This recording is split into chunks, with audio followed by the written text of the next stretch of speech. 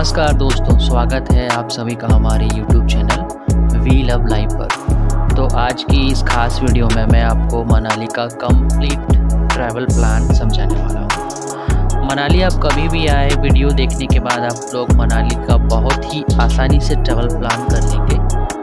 Video में हमने A to Z information दी है और इस वीडियो को देखने के बाद आपको ना तो गूगल पर रिसर्च करनी पड़ेगी और ना ही कोई यूट्यूब चैनल पर आपको वीडियो देखने की ज़रूरत पड़ेगी।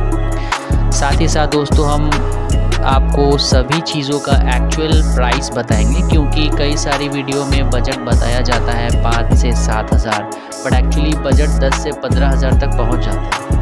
और दोस्तों इसका मेन कारण ये है कि सीज़न में मनाली में season two season rate change होते रहते हैं। तो आज की इस वीडियो में मैं आपको ट्रैवल का प्रॉपर जो प्लान्स है, किस तरह से आप बजट बना सकते हैं, मैं सारा चीज़ आपको बताऊंगा।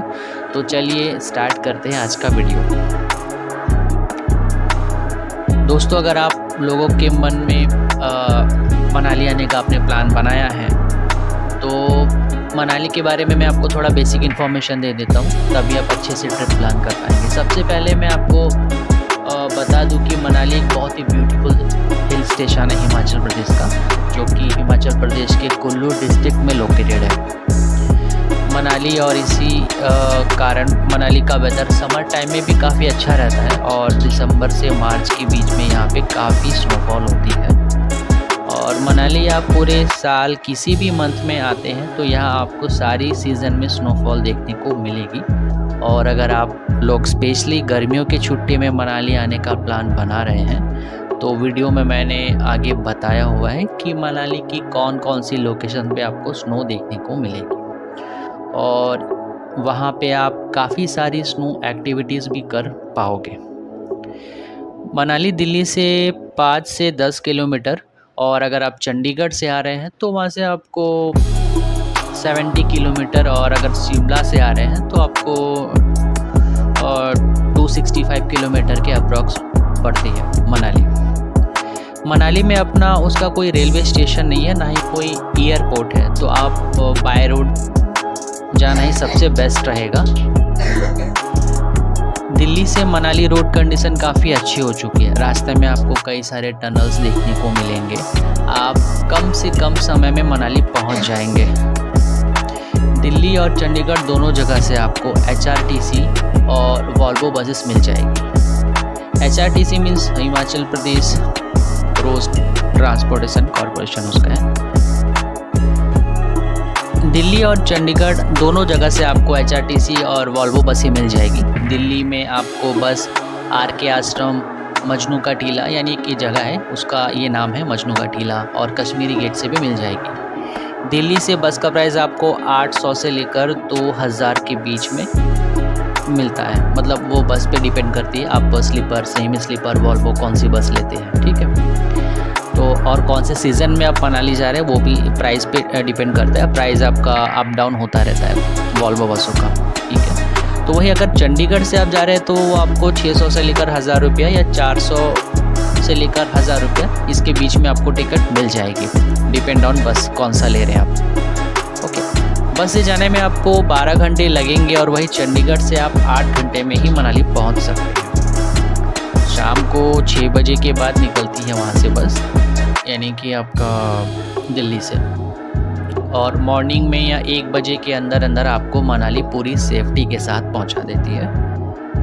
चाहे आप फैमिली के साथ जा रहे हो या फिर एज ए कपल जा रहे हैं, सारी बस सेमी स्लीपर होती है और कुछ स्लीपर्स भी मिलेंगी। प्राइस के अप डाउन की वजह से ये है, तो आप आराम से सोते हुए जा सकते हैं।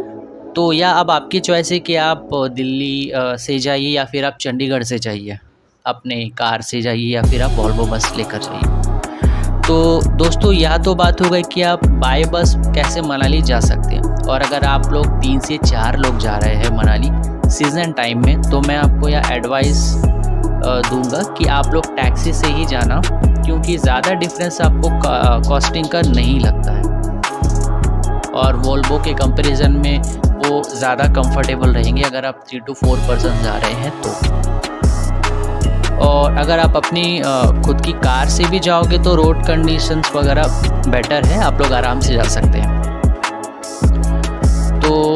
अब मनाली पहुंचने के बाद आती है बात कि आप होटल्स कहाँ पे लें। ओके, तो मनाली में होटल आपको 1000 से 2000 या 3000 तक भी आपको होटल्स मिल जाएंगे मनाली में, ये आपके बजट के अकॉर्डिंग है। ओके, तो जितने भी ऑनलाइन प्लेटफॉर्म है जैसे कि आपका मेक माई ट्रिप है, GoIBbo हो गया, booking.coms हो गया, यहाँ पे भी जाके आप होटल्स बुक कर सकते हो। और मैं आपको एडवाइस करूँगा कि जब भी आप मनाली आने का प्लान बना रहे हैं तो होटल बुक करके आइए, क्योंकि मनाली में जो है वो काफ़ी फेमस जगह और यहाँ पे काफ़ी भीड़ रहती है, ज़्यादातर टाइम भीड़ ही रहती है, साल भर ही भीड़ रहती है। तो हो सकता है कि अगर आप अपना होटल बुक नहीं करके आते और आप यहीं पे आकर होटल लेते हैं ऑन द स्पॉट पे, तो आपको प्राइस काफ़ी ज़्यादा लग सकता है और शायद होटल ना भी मिले, क्योंकि पीक सीज़न में यानी कि स्नोफॉल के टाइम पे यहाँ होटल्स की जो ऑक्यूपेंसी है वो 100% चले जाती है, तो होटल्स मिलती भी नहीं है जल्दी। ओके, तो वैसे हम जो होटल में रुके थे मनाली में वो था द होटल एरोमा, और ये होटल्स काफ़ी अच्छा था। हमने उसकी बुकिंग 3-4 मंथ्स पहले से कर ली थी, तो हमें प्रॉब्लम नहीं हुई। ओके, और ये जो होटल है द होटल एरोमा, ये मनाली के मॉल रोड के काफ़ी पास है। ओके, और अगर अब बात करें कि आपको मनाली में किस लोकेशन पे होटल लेना चाहिए, तो मनाली में सबसे फेमस है मॉल रोड में काफ़ी सारी मार्केट्स है जिसमें खाने पीने के रेस्टोरेंट्स है। तो अगर आप यहाँ पे होटल लेते हैं मॉल रोड में तो आपको काफ़ी कन्वीनियंट रहेगा, क्योंकि वहाँ से आपको बसें, टैक्सी वगैरह सब आसानी से मिल जाएंगे। बट अगर मॉल रोड में जितने भी होटल्स हैं उनका प्राइस थोड़ा ज़्यादा ही रहता है। ओके, या फिर आप हिडिंबा देवी टेम्पल के पास भी होटल्स वगैरह ले सकते हैं। तो मनाली में जो भी लोकल साइट सीन्स की प्लेसेस है वो सारे आसपास ही होते हैं वहाँ पे, तो आप अगर होटल कहीं पे भी लेते हैं तो ज़्यादा कोई फ़र्क नहीं पड़ेगा।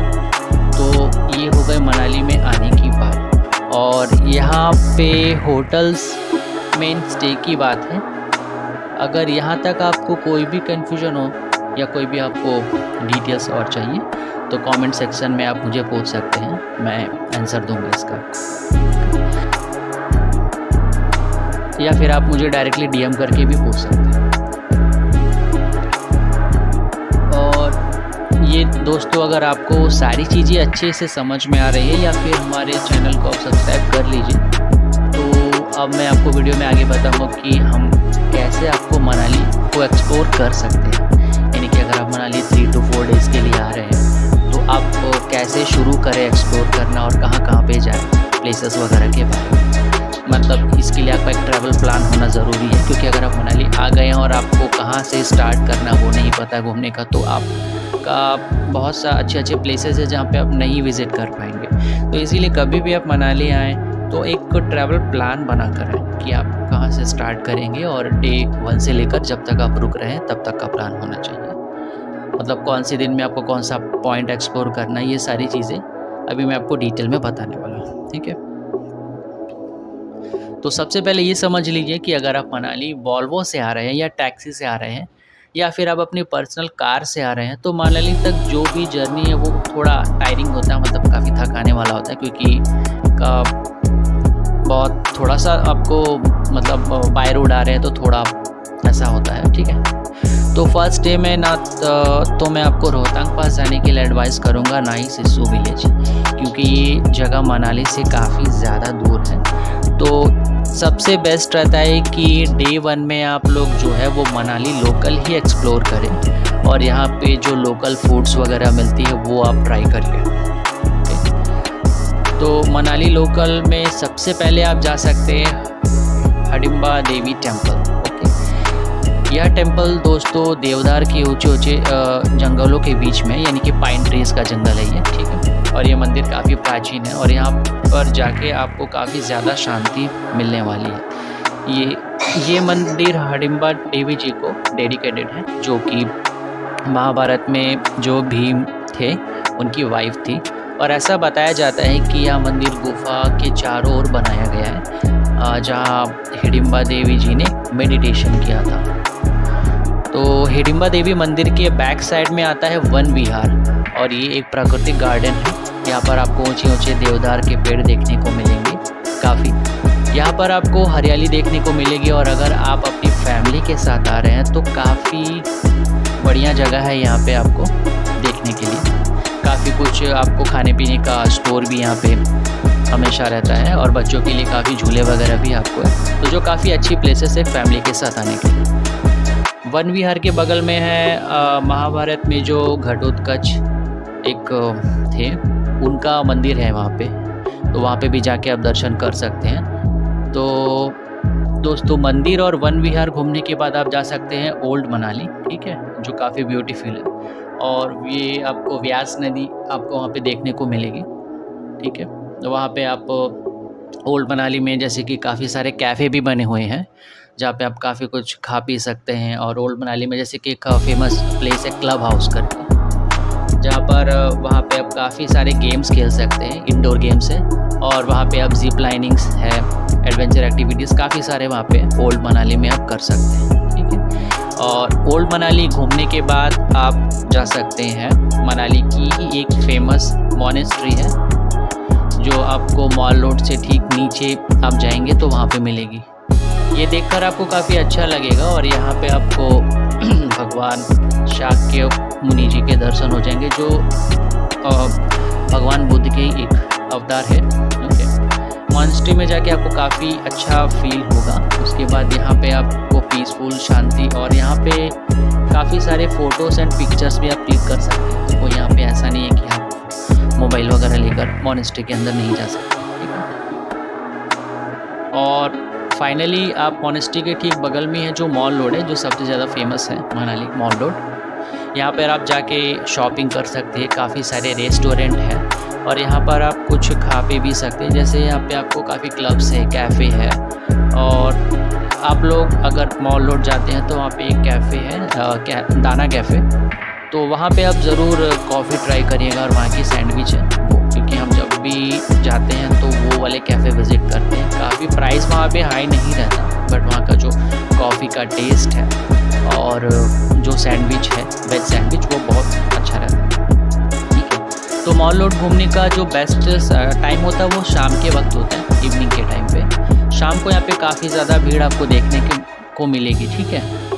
तो मॉल रोड पे ही एक दुर्गा माता का मंदिर भी है, वहाँ पर भी जब आप जाते हैं तो दर्शन करिए ज़रूर, ठीक है। तो ये सारी प्लेसेस है जो आप डे 1 में एक्सप्लोर कर सकते हैं, ठीक है। ये सारी प्लेसेस आपको 5 से 6 किलोमीटर के अंदर ही है, ठीक है। तो अगर आप चाहें तो पैदल भी घूम सकते हैं, अदरवाइज़ आप वहाँ पे लोकल टैक्सी भी मिलती है जो ये सब जगह पे आपको घुमा देंगे। अदरवाइज़ वहाँ पे आप ऑटो से भी घूम सकते हैं। ये सारी मनाली मॉल रोड में आपको काफ़ी सारे बाइक रेंटर शॉप पे मिल जाएंगे जहाँ से आप बाइक रेंट पे ले सकते हैं, बाइक या स्कूटी या हिमालयन जो आती है बाइक वो भी आप रेंट पे ले सकते हैं, जिसमें आपको 800 से लेकर 1000 रुपया तक आपको रेंट एक डे के रेंट में मिल जाएगा, ठीक है। स्कूटी जनरल 800 की मिल जाती है और बुलेट वगैरह 1100 और हिमालयन जो होता है वो आपका 1000 रुपीज़ तक या 1200 तक जाता है। और ड्राइविंग लाइसेंस आपके पास मैंडेटरी होना चाहिए। और आप लोग एक चीज़ का ध्यान रखिएगा, जब भी आप स्कूटी या बाइक वहाँ पे रेंट पे लेते हो तो उसका एक प्रॉपर वीडियो बना लीजिएगा ताकि रिटर्न करते टाइम में आपको कोई दिक्कत ना हो, ठीक है। यानी कि काफ़ी बार ऐसा होता है कि अगर आपने स्कूटी ली या फिर बुलेट लिया तो आपने चेक नहीं किया प्रॉपर, वो कुछ भी डैमेज या डिफेक्ट कहीं पे भी था, तो आप जब रिटर्न करते हैं तो उस टाइम उनकी तरफ से ऐसा रहता है कि आपने इसको कहीं पे डैमेज करके लाए हो इस तरह से, तो ऐसा प्रॉब्लम ना हो इसीलिए आप पहली वीडियो बना के रखें, ओके। तो दोस्तों इस तरह से आप डे 1 में मनाली में इतनी चीज़ें एक्सप्लोर कर सकते, तो ये आपका डे 1 का प्लान है, ठीक है। तो इसमें क्या रहेगा, आपके लिए रिलैक्सिंग भी रहेगा और आप लोग अच्छे से मनाली को लोकल में एंजॉय कर सकते हैं, ठीक है। तो इसके बाद आते हैं दोस्तों, अब हम बात कर लेते हैं डे 2 यानी कि डे 2 के दिन में आपका प्लान क्या होना चाहिए। पहले मैं आपको बता देता हूँ कि डे 2 में आपको काफ़ी ज़्यादा मज़ा आने वाला है, क्योंकि आज के दिन आपको काफ़ी ब्यूटीफुल प्लेसेस देखने को मिलेंगे। तो डे 2 में आपको नहा धो के सबसे पहले ब्रेकफास्ट वगैरह करके और जल्दी से जल्दी जितना हो आप निकल जाइए सोलांग वैली के लिए। मनाली से सोलांग वैली करीबन 12 से 13 किलोमीटर की दूरी पर है और कई बार हैवी जाम की वजह से पहुंचने में 1 से 1.5 घंटे का टाइम भी लग जाता है। तो आप लोग ट्राई करना कि आप लोग अर्ली से अर्ली अपने होटल से निकल जाना। अगर बात करें सोलांग वैली की, तो सोलांग वैली काफ़ी ब्यूटीफुल वैली है और अगर आप यहाँ समर टाइम में जाने का प्लान बना रहे हैं तो ये काफ़ी ज़्यादा आपको यहाँ पर ग्रीनरी देखने को मिलेगी। लेकिन अगर आप यहाँ विंटर में जाते हो तो आपको यहाँ पर अच्छी खासी स्नो देखने के लिए मिलेंगे।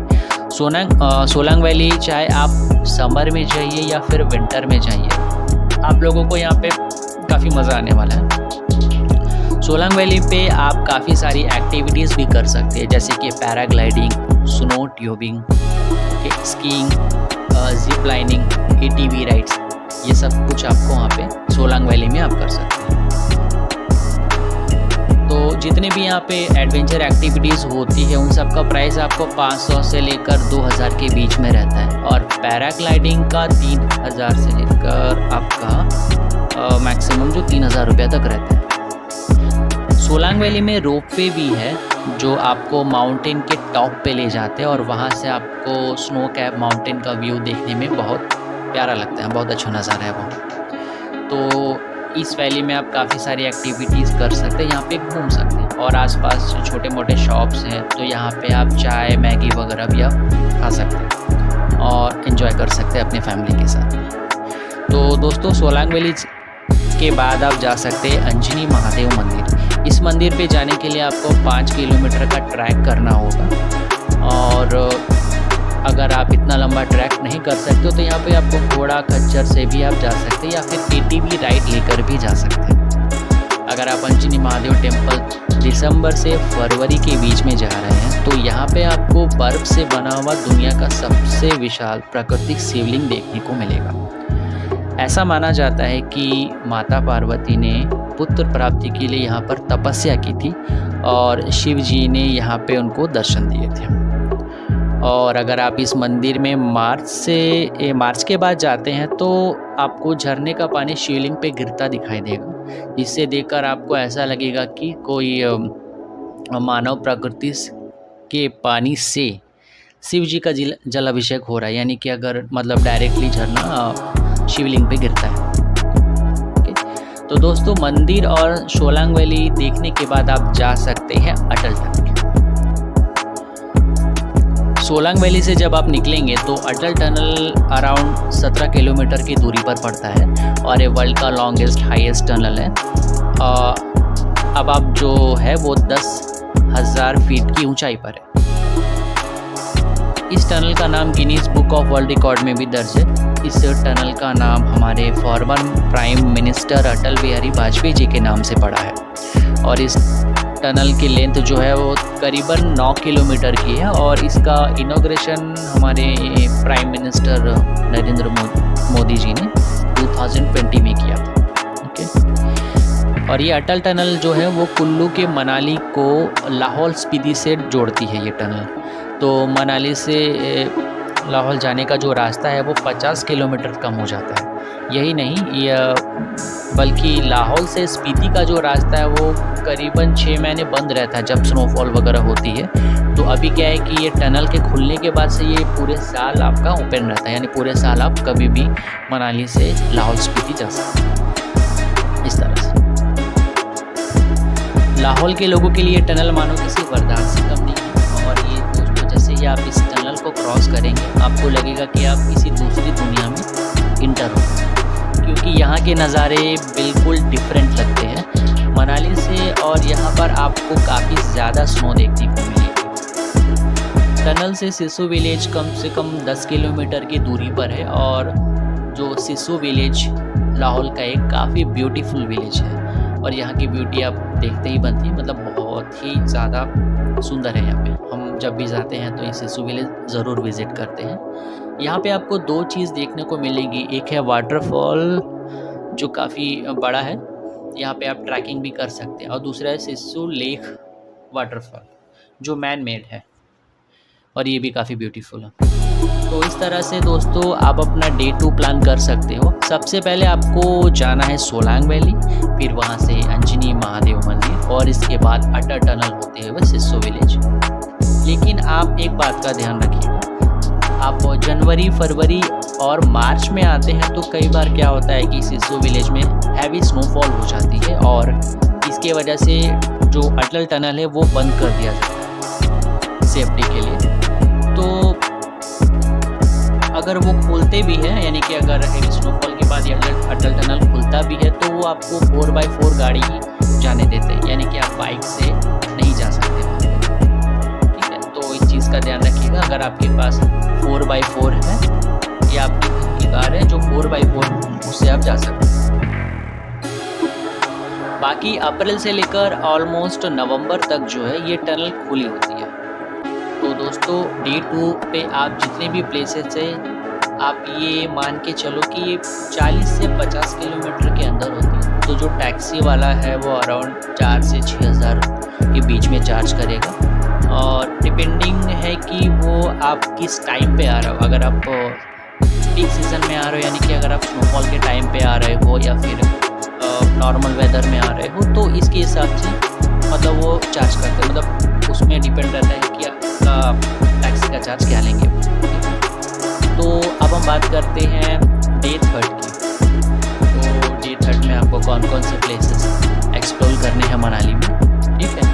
तो डे 3 में आपके पास 2 ऑप्शन है। अगर आप मनाली अक्टूबर के बीच में आ रहे हैं, मतलब अक्टूबर स्नोफॉल के टाइम पे, तो वहाँ पे आपको क्या है कि एक मनाली से 50 किलोमीटर दूर पड़ता है रोहतांग पास, जो कि एक बहुत ही ब्यूटीफुल प्लेस है। तो आप वहाँ पे जा सकते हैं। रोहतांग 13,000 फीट की ऊंचाई पे लोकेटेड है और यहाँ का मौसम में भी आपको काफ़ी फ़र्क देखने को मिलेगा मनाली से, और यहाँ काफ़ी स्नो भी आपको देखने को मिलेगी। यहाँ पर भी आप काफ़ी सारी स्नो एक्टिविटीज़ कर सकते हैं, जैसे कि स्नो मोबाइल, याक राइडिंग, स्कीइंग और भी कई सारी एक्टिविटीज़ होती है वहाँ पे। तो दोस्तों मनाली से रोहतांग पास करीब 50 किलोमीटर की दूरी पर है, बट बीच में आपको थोड़ी बहुत रोड ख़राब मिलेगी और कई बार हैवी ट्रैफिक की वजह से आप 2 से 2.5 घंटे आपको रोहतांग पास पहुँचने में लग सकते हैं। रोहतांग पास जाने के लिए आपको परमिट लेना पड़ता है। अगर आप टैक्सी से जा रहे हैं तो टैक्सी ड्राइवर ही आपका परमिट निकाल लेगा, लेकिन अगर आप अपनी कार से जा रहे हैं तो आप ट्राई करना है कि आप 1 से 2 दिन पहले ही परमिट ले लेना, क्योंकि विदाउट परमिट वहाँ पे आप रोहतांग पास में एंट्री नहीं कर सकते। तो जब आप रोहतांग पास के लिए जाएंगे तो मनाली से कुछ ही दूरी पर एक प्लेस पड़ता है, उसका नाम है गुलाबा। ओके, तो जहाँ पे आपको परमिट चेक होता है आपकी, ठीक है, अगर आप परमिट लेके आए तो वहाँ पे आपको परमिट चेक किया जाता है गुलाबा में। तो जैसे ही आप गुलाबा चेक पोस्ट क्रॉस करेंगे उसके बाद आपके नज़ारे काफ़ी सुंदर सुंदर आपको देखने को मिलेंगे। कई सारी वाटरफॉल्स देखने को मिलेंगी जो आपकी इस जर्नी को बेहद खास बना देंगे। और बाइक और स्कूटी तो अलाउड नहीं है रोहतांग पास में, ठीक है। या तो आप टैक्सी कर सकते हैं या फिर आप अपने पर्सनल कार से ही रोहतांग पास जा सकते हैं। और हाँ, अगर आप स्नोफॉल के सीज़न में जा रहे हैं तो आप विंटर ड्रेस ज़रूर ले लीजिए, क्योंकि जब आप जैसे आप रोहतांग पास के अंदर जाएंगे तो वहाँ पे काफ़ी सारी स्नो आपको मिलेंगी और अगर आप स्नो में खेलेंगे तो आपके कपड़े भीग सकते हैं, इसीलिए जो टेम्परेचर होता है वो माइनस में ही होता है वहाँ पे, तो ये आपको ठंड से भी प्रोटेक्ट करेगा। ओके दोस्तों, कई बार ऐसा भी होता है कि ड्यू टू हेवी स्नोफॉल की वजह से रोहतांग पास ओपन नहीं होता है, तो उस केस में आपको रोहतांग पास से 15 किलोमीटर पहले एक जगह पड़ती है मड़ी। ओके, मड़ी क्या है कि वो आपको जो है वो ऑल सीज़न ओपन रहती है, ठीक है। तो यहाँ पे भी आपको काफ़ी सारे स्नो देखने को मिलेंगे। मनाली से रोहतांग पास करीब आप मान के चलिए 50 किलोमीटर, तो आना या जाना आप 100 से 120 किलोमीटर हो जाता है। तो इसमें प्लस आपका टैक्सी का जो परमिट है वो उसके साथ मिला के अराउंड 5 से 6 हज़ार रुपये चार्ज होता है, जिसमें आप 3 एडल्ट आराम से बैठ सकते हैं। दोस्तों अगर आप मनाली में डे टैक्सी हायर करेंगे तो आपको बहुत कॉस्टली पड़ने वाला है। तो मैं आपको एडवाइस करूँगा कि अगर आप ट्रैवल पैकेज लेते हैं तो वो काफ़ी बजट में होता है। जैसे कि अगर आप दिल्ली से आ रहे हैं, चंडीगढ़ से आ रहे हैं, आप बड़ोदरा से आ रहे हैं, आप जमशेदपुर से आ रहे हैं, तो वहाँ पे बहुत सारी ट्रैवल एजेंसीज रहती हैं। तो वहाँ से भी अगर आप बात कर लेंगे तो वो लोग ही आपके लिए होटल्स, टैक्सी वगैरह सब पहले से बुक कर लेते हैं, ताकि आप जब भी फैमिली के साथ आओ तो यहाँ पे आपको होटल्स के लिए, टैक्सी वगैरह के लिए फिर से बुकिंग ना करना पड़े यहाँ पे। तो ये आपको बजट में रहेगा।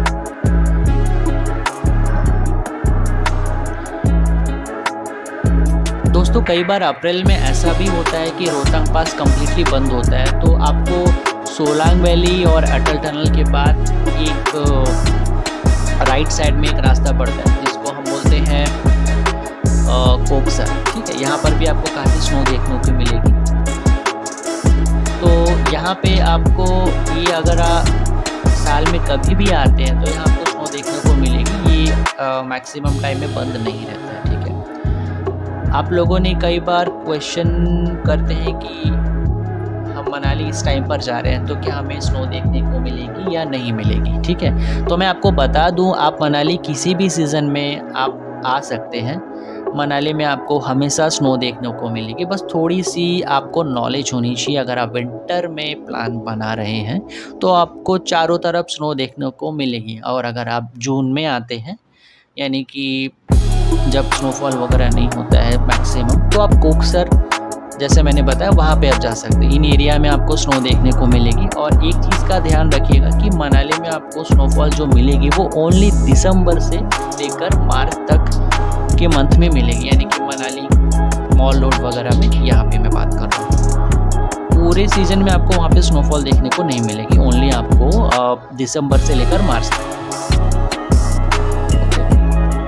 तो दोस्तों ये हो गया फर्स्ट ऑप्शन। अगर आप मनाली में से अक्टूबर के आसपास आते हो तो ठीक है। और अगर आप मनाली दिसंबर से लेकर मार्च तक आते हो तो कई बार क्या होता है कि अटल टनल वगैरह बंद हो जाती है हैवी स्नोफॉल की वजह से, और जैसे कि रोहतांग पास है वो अक्टूबर के बाद बंद हो जाता है। तो इसकी जगह आप जा सकते हो सेतन विलेज।